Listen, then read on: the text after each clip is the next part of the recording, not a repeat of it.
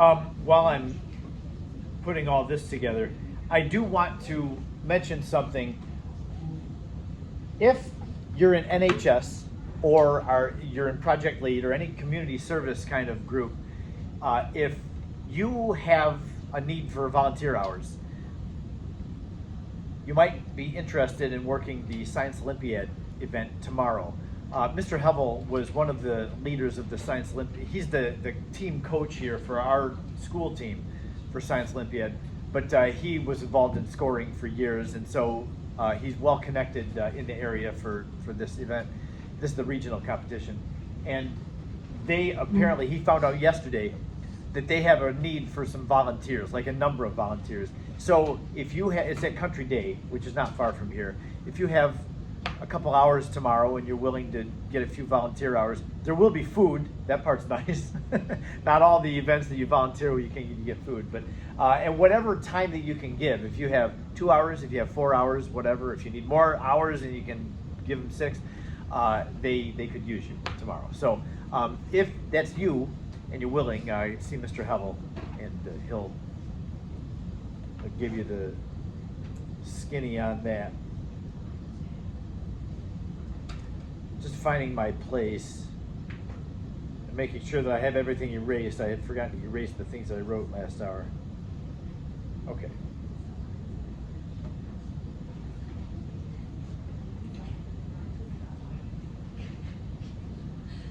Okay, here's the last thing that we were doing yesterday before I showed you that reduction potential table.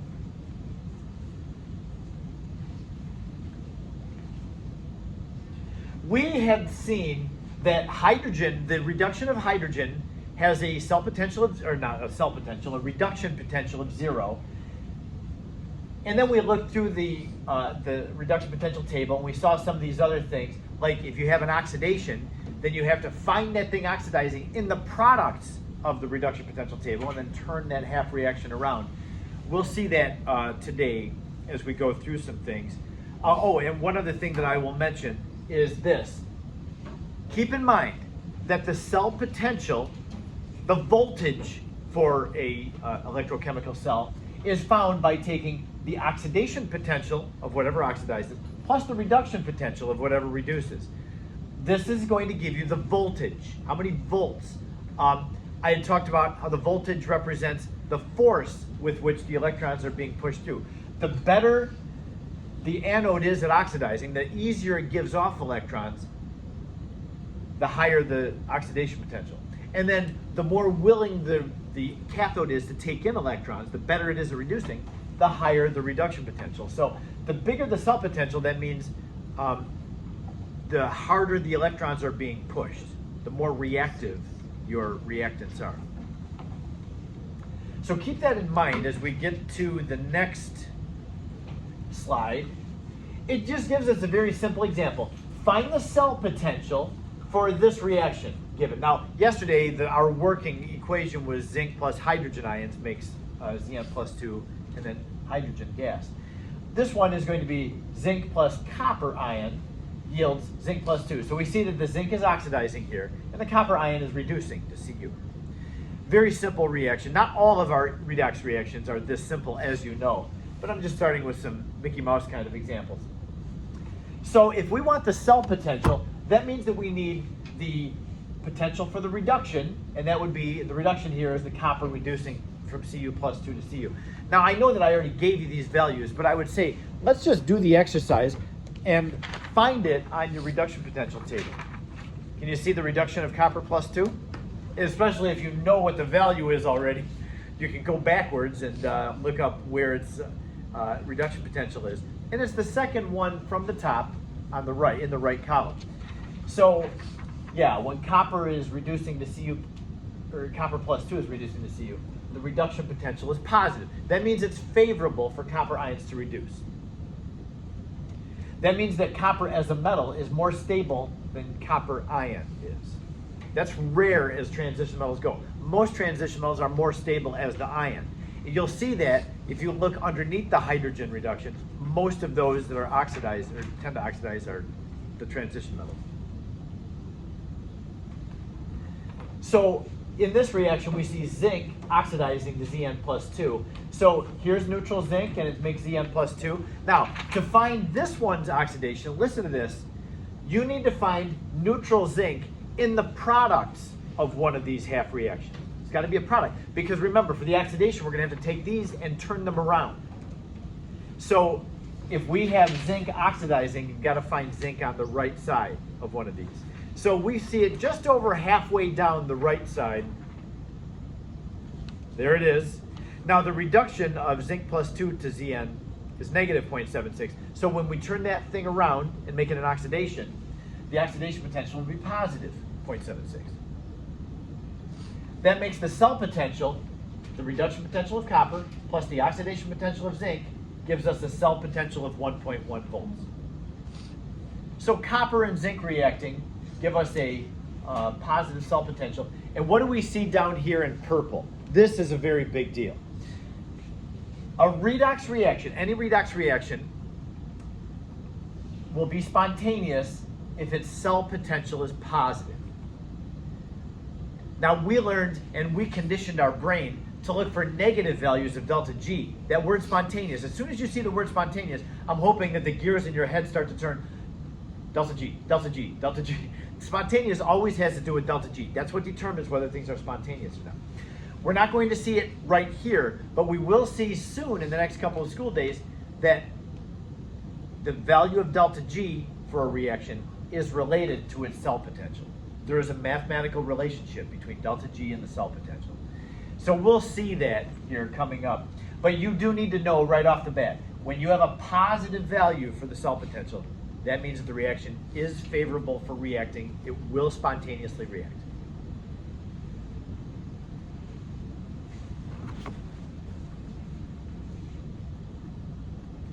Just a few other things about the values in that. Now the first bullet point up here is a strange one. It looks harmless enough. Standard, and by the way, the table that I showed you yesterday, I took a picture of this in the book, but I didn't have the top line up there. And the top line is important. It says standard reduction potentials. You can see it on the paper that you have. It says standard reduction potential. That word standard is a big deal. And we're going to see that, oops, there we go. Standard reduction potential has these three meanings. The first thing is the weirdest part. I should have put that last maybe. All solutions, if it's in standard conditions, all aqueous things must be 1 molarity. And then any gases that are involved in the reaction have to be present at 1 atmosphere. Now what that means is this. This is so weird. Look again at, let's see. If I took you to just the previous slide. I told you in this slide to find the standard, whoops, that. To find the standard cell potential. See that little naught sign up there with the epsilon? That means standard conditions. Just like delta H naught, delta G naught, same thing. With electrochemistry, I want you to check this out. See how copper ion is or copper is in the form of an ion there in the reactants? If it's standard, that means that copper has to be at 1 molarity. Okay, well I can appreciate that. Standard conditions, 1 molarity. However, look at this. Also, it means that the zinc, which is a product in this reaction, also must be present at 1 molarity.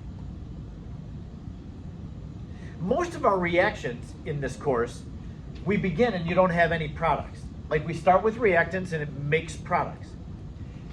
And you can have a redox reaction that starts with 0 products. However, if it's going to have the label standard conditions, that means that all solutions, even the products, have to be at 1 molarity. So we start with those concentrations. Now, the solids don't have a molarity, they're solids. And so as they react, their amounts will change, but they don't have a concentration. As soon as this reaction starts happening and starts proceeding to the right, these concentrations will change. We'll go down in copper and up in zinc. So you're only at standard conditions for a very brief moment, and then you're not at standard conditions anymore. But when you use this table implies every solution there has a concentration of 1 molarity. And if you have a gas in the reactants or products, the gas must be present at the beginning with a pressure of 1 atmosphere, even if it's a product. So that is hard to wrap our brains around. That, and again, you don't have to have a reaction at standard conditions, but if you're going to use this table to find the cell potential, it has to be at standard conditions because it says standard reduction potentials. So every solution on that is assuming 1 molarity. Okay, what else? And that's, again, the only weird thing, really. The concentration does affect the cell potential. So if you're not at standard conditions, we would still be able to find the cell potential, but there's a correction factor that we're going to have to use. And we'll see that in a couple days. It's not going to happen today. Probably won't even happen on Monday. But we'll see. The second bullet point will deal with, okay, what if we're not in standard conditions? Which is, I mean, like I said, standard conditions is just one very brief moment in time, and then as soon as the reaction starts, you're not in standard conditions anymore. So we'll look at what we do with that. Also, it says, look at this third bullet point. If a half reaction has to be multiplied to get the number of electrons equal. Let me show you what I mean. If I have the redox reaction, zinc plus silver ions, yields Zn plus 2 plus neutral silver. Is that a redox reaction? Oh yes, that's right. You're grumpy with me and you're not going to talk. Okay, so it is a redox reaction. Is it balanced? The answer is no, it's not balanced. It's balanced in atoms, 1, 1, 1, 1. There's the same number of atoms on both sides. However, redox reactions also have to balance in charge. We learned about that. This is not balanced in charge. The left side has a positive 1 charge, the right side has a positive 2 charge. That's not balanced. So, what do I mean by balancing it? I'm going to just break this thing up into 2 half reactions. The zinc is oxidizing, so we clearly see the zinc's oxidation number is going up, so it's oxidizing, and the silver is reducing. So the 2 half reactions look like this. Zn yields Zn plus 2. The zinc is oxidizing, it's losing electrons. So that means the 2 electrons are given off along with the Zn plus 2. The silver is reducing. That means it's gaining an electron as it goes from Ag positive to just neutral Ag. Now before we deal with the number of electrons, I want you to notice right here that the oxidation gives off 2 electrons, but the reduction takes in 1 electron. Is there a conflict there? Yes. If I give off 2 electrons, I need to take in 2 electrons. I can't have electrons just be given off and not taken by something. Before I do anything else though, I do want to use this table and look at what the potentials of this oxidation and reduction are. So the oxidation of zinc, we just saw on the previous slide. The oxidation potential of zinc is positive 0.76.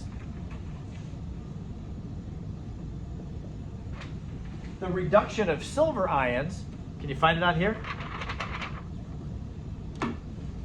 You found it. Was that you, Neil?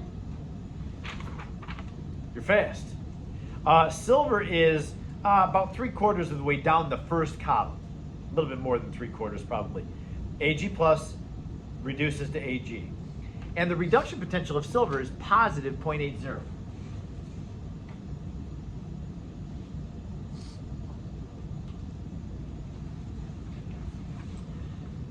Okay.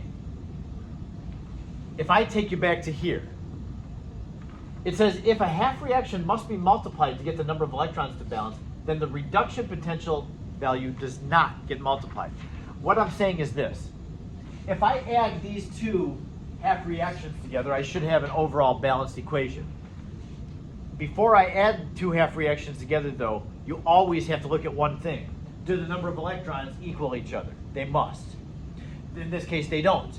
So if my second half reaction here only takes in 1 electron, I need to multiply that thing by 2. So then the number of electrons can equal each other. What this last bullet point is saying, listen to this. This is saying if you multiply this half reaction by 2, you do not multiply the reduction potential by 2. It's fine to multiply this thing through by 2, but that doesn't translate to multiplying that. You're not going to change the reduction potential. Why is that? Because the standard, see that standard sign there? The standard reduction potential does not matter what the coefficients of these things are.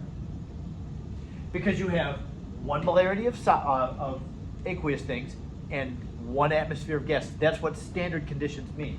So yeah, it doesn't change or affect the reduction potential.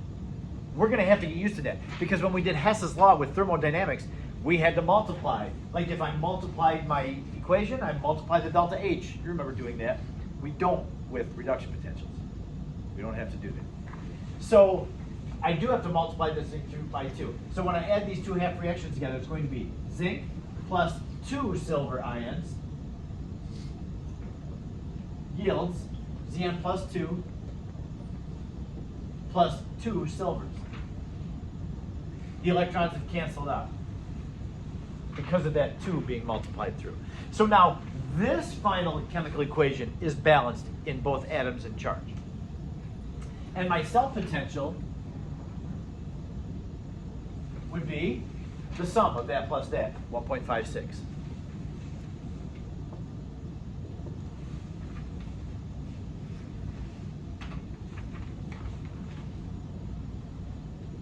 So that's our story on this table. This table is unusual. It's different from the heat of formation table, different from a delta G table.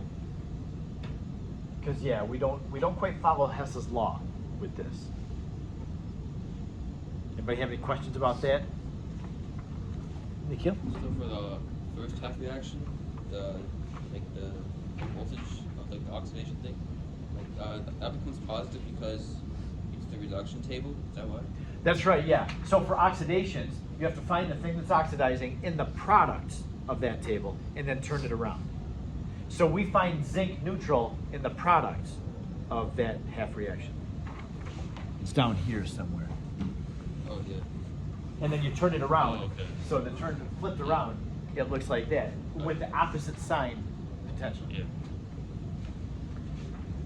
We'll do this a lot. This, finding what the cell potential is one of the fundamental things that we do in here.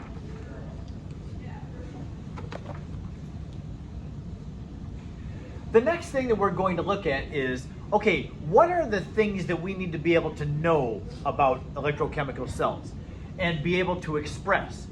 So there's 5 things. Most of the things are not a big deal. Some of these are going to be new, though, to us today. The first thing that we need to be able to represent is the balanced equation. Like I did here, and make sure that the electrons are equal to each other. One thing that's really nice about this cell potential, reduction potential table, is all the half reactions are already balanced for you. There's no balancing these things, they're already done. So the only thing you have to do when you have an oxidation reduction is make sure the electrons are equal to each other. There's no other work involved with these. So get the balanced equation, come up with the cell potential from the table. You always, a lot of times you're going to have a sketch of a cell, either that you make or that will be made for you. And you need to be able to show the direction that the electrons are going. Electrons always go, and from your reading assignment, you should know this already, they always go from the anode to the cathode. Yes? What happens at the anode? Oxidation or reduction? Yes, oxidation. And at the cathode, it's reduction. I always remember that because the anode starts with a vowel, and oxidation starts with a vowel. Reduction starts with a consonant, cathode starts with a consonant. So that makes it very easy for me to remember those two. I don't get confused between those because I always keep that vowel consonant thing going. So definitely electron flow direction is always from the anode to the cathode. Number 3, you always will label the anode. Every single time you sketch a cell, which will be common, label which one is the anode, which one is the cathode, with those words. Number 4 is going to be different. We haven't really seen anything with number 4 yet. We need to be able to represent the nature of each electrode. What the heck do I mean by that? Well, I want to take you back to the cell sketches that I was giving you yesterday, like this one. We saw this one in several slides yesterday. We saw zinc releasing electrons and sending them over to the hydrogen. Now, what I didn't make a big deal of yesterday, didn't dwell on at all, is the bars of metal that are attached to the wire. The metal bars that are immersed into the solutions, they serve the purpose of being the vehicle that the electrons travel into or out of the solution with. We don't just take the wire and stick the wire in for the electrons to travel through. We have a bar of metal always for the electrode. That's what the electrode is. Notice this electrode was PT. That stands for platinum. There's a reason for that. I'm going to take you back to the slide that we were on, which I believe is number 11. Nope. Okay, so part of our understanding what goes into a cell is the nature of each electrode, that bar of metal that's put into each solution. If the half reaction contains a metal, like the 1/2 reaction was zinc oxidizing to Zn+2, that had a metal involved in it, that was zinc. So if that's the case, then that zinc will be what we use for the electrode. So if your half reaction has a metal in it, then we use that metal for the electrode. If the half reaction does not contain a neutral metal, then you have to use some non-reacting metal. And what we'll generally use is platinum. That's why platinum was used for the hydrogen half reaction in here, because the half reaction over here was hydrogen ion changing to hydrogen gas. It was a reduction, so there's 2 electrons there too. In this half reaction, notice hydrogen ions, that's not a metal, and hydrogen gas is not a metal. A metal has to be something that like is made of a piece of a metal. And hydrogen ions and hydrogen gas are not, even though they're on the left side of the periodic table, hydrogen really is not a metal. So in that case, we have to use an inert, non-reacting metal. And that would be, our first choice is platinum. Now platinum is great because platinum has very little reactivity. It's pretty much inert. You can do just about anything to platinum, and platinum says, I'm not going to participate here. I'm inert. I'm not going to react. The drawback to platinum, anybody know what would be the problem with using platinum? Exactly. Is that UVM that said it's expensive? It's a precious metal. We don't want to be buying much platinum to use for our chemical reactions. So like at Troy High School, where we have some money to spend on science, Mr. Hell and I don't run and buy platinum. We don't go to like Jared, the Galleria of Jewelry, and okay, hey, give us some bars of platinum so that we can use them in our chemistry reaction. No. We actually buy other things that are non-reactive that work similar to platinum, what we call poor man's platinum. We have bars of graphite, which essentially is big, thick pencil leads. Pencil leads work very well. They're non-reactive, but they're much cheaper than platinum. So that's what you're going to find us using in here. We do have a few little very thin leaves of platinum. When I say leaves, I mean it's like as thin as a leaf or thinner, like almost the thickness of aluminum foil, maybe even less. We do have some platinum like that, but that's expensive. I mean, it just a little bit of platinum costs a lot, so we try not to use it. Okay, so we'll talk more about this whole business of what electrode to use. We just have to see it done several times, and it'll start to make sense. It's okay, when do we have to use platinum? When do we use a bar of metal, of a different metal? I'll try to make that more clear. Another thing that we're going to have to do, and go ahead and flip the slide to number 5. With electrochemistry, we need to be able to represent a chemical reaction, not just with a chemical equation like this. Now, we're very familiar with chemical equations. Everybody here can write a chemical equation. But in redox reaction only, we can represent the reaction a little bit differently with something called line notation. Line notation involves representing the anode first and then the cathode. And it's just a different way of writing what's up here. One thing that's nice about the line notation is it doesn't have to be balanced. You don't have to write the coefficients of anything. You just have to write reactants and products in the anode, and then reactants and products in the cathode. That's it. Now, some specific things about the lines. The double line, see that double vertical line? That always separates the anode from the cathode. You'll always only have one double line. Anode's always going to be on the left, cathode's always going to be on the right. It's easy to remember because it's alphabetical order. Now, some other things about line notation are on the next slide. It says that look at this, line notation always should tell us what the electrodes in the compartments are. Both the anode and cathode have to have a bar of metal sticking in them. So the first thing written on the left side would be the electrode of the anode. And then the last thing written on the right side would be the electrode of the cathode.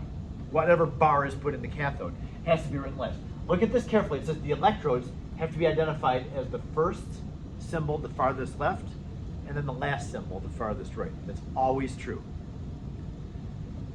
Even if the electrode is not reacting, it needs to be shown. And I'll show you what I mean by that. Like here, this bottom one is our zinc and hydrogen reaction. So the chemical equation would be zinc reacting with 2 hydrogen ions to make Zn plus 2 and hydrogen gas. So what we do is the anode, remember the zinc is what's oxidizing. So that's the anode, that's written first. Because this half reaction includes a metal, we use a bar of the zinc metal as the electrode. It's zinc oxidizing to Zn plus 2. The single lines separate physical states. So this first thing is solid, and then the thing that it makes is aqueous. It's a different physical state, so we separate them with a vertical line. That's what I'm saying up here. The vertical lines separate physical states. So you have reactants and products. On this side, I actually did something that I regret doing. I'm going to erase what I have up here. The thing that I regret doing is my hydrogen. Its hydrogen ion changes to hydrogen gas. I just separated those two with a comma. I shouldn't have. I should really, because of 2 different physical states, aqueous and gas, I should have used a vertical line. You fill in that space between those two, cover up the comma, and just make a vertical line between the hydrogen ion and the hydrogen gas. The comma is not awful, but it does confuse people. So let's just separate those two with a vertical line. The electrode in this, notice hydrogen ion is not a solid, or it's not a metal, and hydrogen gas is not a metal. So we need a metal bar in that thing conveying the electrons in. So we have to use platinum. Remember, the electrode in the anode was the zinc bar. The electrode in the cathode was that platinum bar. So those are written first and last. This takes just some getting used to and some practice and some like rote practice on it.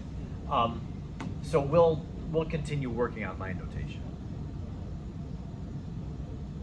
In fact, the first example that we have will ask us to represent the reaction in line notation. Let's take a look at this. This will be the last slide that we'll do today. It says number 36 from the book. Sketch the galvanic cells based on the following overall reaction. There actually was part A and a part B. I'm just using part B, so it does say cells, but then it says reaction. Those are not quite consistent, but there were more than one in the question. So for this one we're doing, it's just very simply the zinc and silver ion reaction that I already have done a lot of the work for over here. But take a look at all the things that it asks us to give. And this one I would like to go through with you. We'll just go through this whole thing and do it together.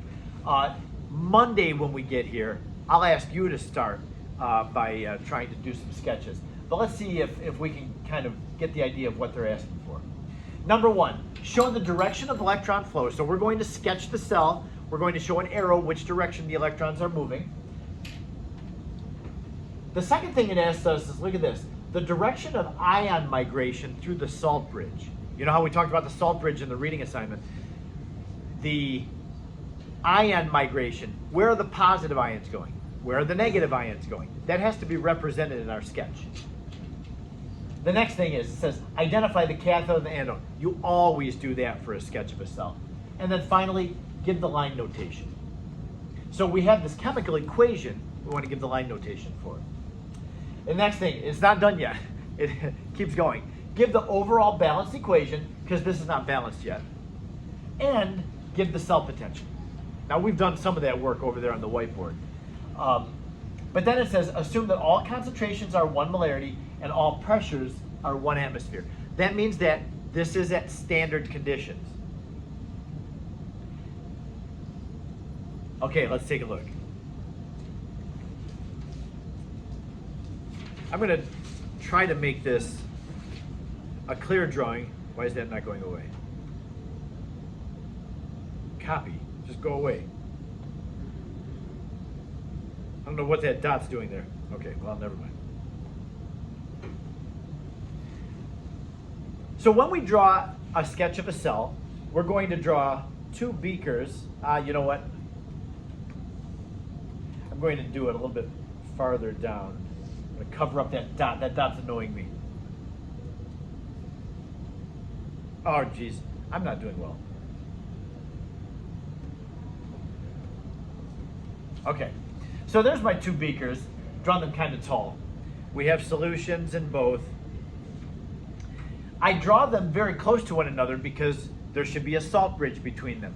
Now, I know that when you did the reading assignment, you saw a porous disc between 2 solutions. That works. I showed you yesterday you can use a porous cup. You absolutely could draw with a porous cup or a porous disc if you'd like to. I always just draw them like this, so this is what I'm used to. But you do whatever you want. Make sure that you show the salt bridge or a porous disc between the 2, and it should be labeled. And there needs to be an electrode in both. Doesn't matter how long you make it. Doesn't matter if it's going down to the bottom. We need to show a wire in between the 2 electrodes, like that. All sketches. So this is not this question specific. Every sketch I make is going to start like this. Then I start labeling it with whatever the problem has it.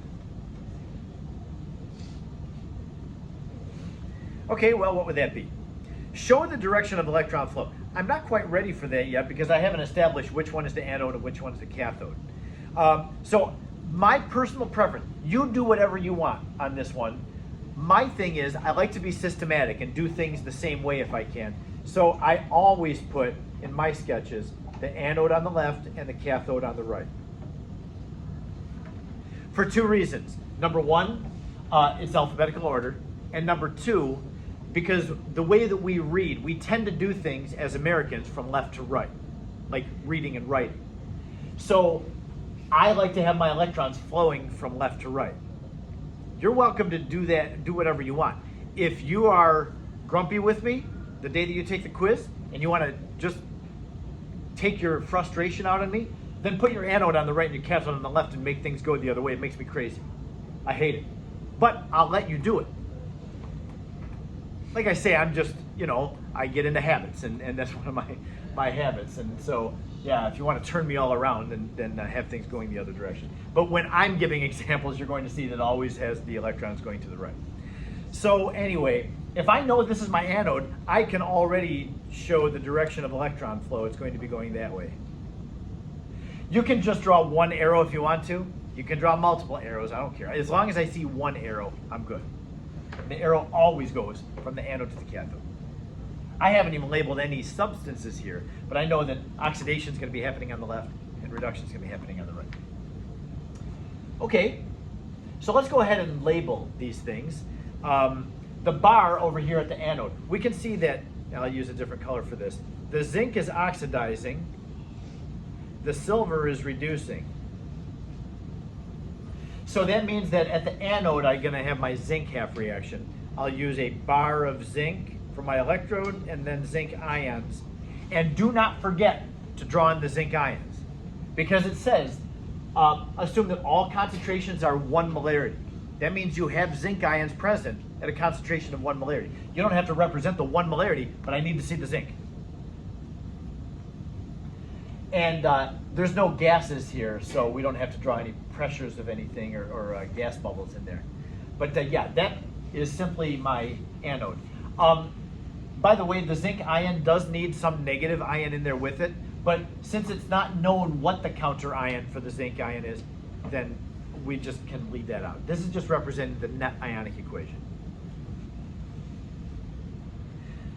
Okay, so over at the cathode, we have silver ions reducing to silver metal. So that means that silver metal is a part of the half reaction, so our electrode over here is a bar of silver, Ag.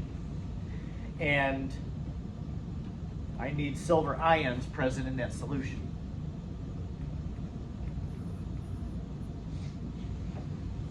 What else? It says show the direction of electron flow. We've got that. Show the direction of ion migration through the salt bridge. I haven't addressed the salt bridge at all yet. Remember that as the anode loses electrons, they're going over to the right, we're building up positive charge over here on the left. So negative ions must come in from the salt bridge. I'm going to do them in a different color. I don't know if that's the best color to use. I use a lighter blue. So I need to show some negative ions coming into the anode from the salt bridge. Those negative ions are replacing the lost negative charge as the reaction happens. On the right side, because electrons, I'm bringing negative charge in over here, I need to have positive charge coming in from the salt bridge on the right. That's always true. The negative ions are always going to flow into the anode. The positive ions from the salt bridge are always going to flow into the cathode. Keeps the compartments neutral.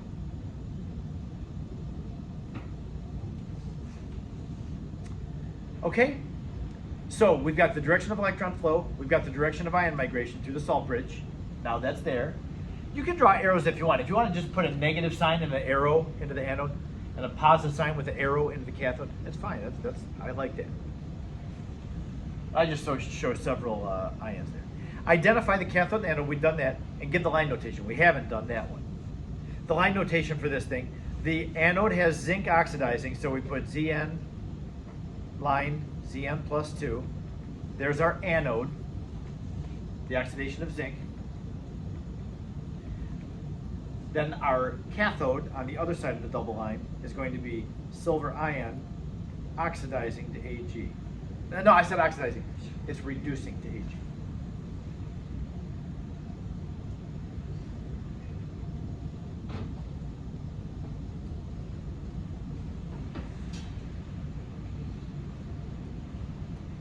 It says give the overall balanced equation.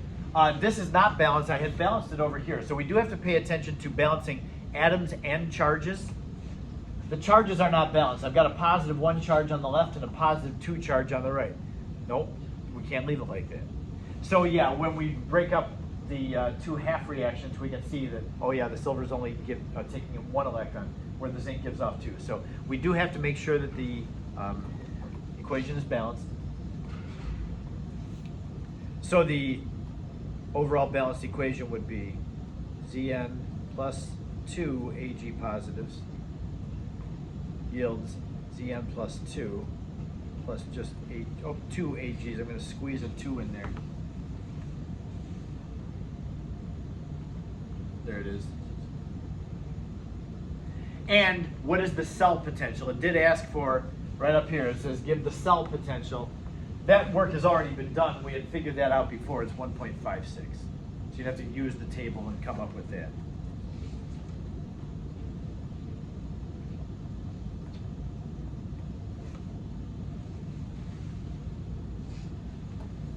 These are not difficult. As you do some of these, you get the hang of it. I would always say, just make sure you go back and make sure you didn't miss anything.